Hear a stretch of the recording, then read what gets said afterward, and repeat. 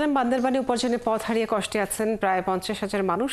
এই বিষয়ে বিস্তারিত জানাতে আমাদের সাথে যুক্ত হচ্ছেন সহকর্মী জহির রায়হান। জহির, জানাবেন যে ক্ষতিগ্রস্ত ব্যবসায়ীদের জেলা প্রশাসনের পক্ষ থেকে কোনো ধরনের সহায়তা দেওয়া হচ্ছে কিনা এবং কর্মহীন মানুষগুলোকে নিয়ে প্রশাসন কি ভাবছে, কি জেনেছেন? যেমনটা বলেছেন, আসলে এখানে দীর্ঘদিন ধরে পর্যটন স্পটগুলো বন্ধ থাকায় নিষেধাজ্ঞার আওতায় থাকায় 3 উপজেলা রুমা, থানচি, রংচিরি এখানে আসলে অসংখ্য মানুষ বলতে প্রায় অর্ধ লক্ষ মানুষের মতো মানুষ এই কর্মসংস্থানের সাথে, এই যে পর্যটন শিল্পের সাথে জড়িত, এবং এরা দীর্ঘদিন ধরে পর্যটন স্পটগুলো বন্ধ থাকার কারণে, সে কারণে পর্যটক না আসার কারণে ওরা কর্মহীন, বেকার হয়ে পড়েছে।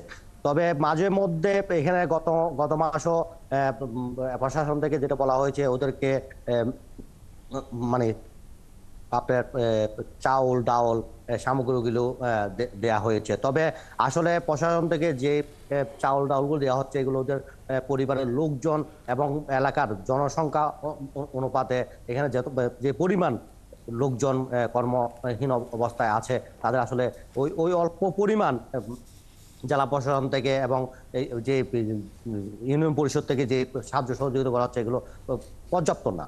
আর এখানে যে কর্মসংস্থান, আমি জেলা প্রশাসকের সাথে কথা বলেছি, উনি যেটা বলেছেন, এখানে আসলে নিরাপত্তা বাহিনীর অভিযান অব্যাহত আছে, যৌথ বাহিনীর অভিযান অব্যাহত আছে, যার কারণে আসলে এখানে পর্যটন স্পটগুলো খুলে দেওয়া এখনো এই পর্যন্ত সম্ভব না। তবে উনি যেটা বলেছেন, যে পর্যটন স্পটগুলো ঝুঁকিপূর্ণ কম এবং ঝুঁকিপূর্ণ ঝুঁকি নিরাপত্তা ঝুঁকির সংখ্যা নেই, সেই পর্যটন স্পটগুলো শীঘ্রই খুলে দেওয়া হবে বলে আমাকে জানিয়েছেন কাজরি।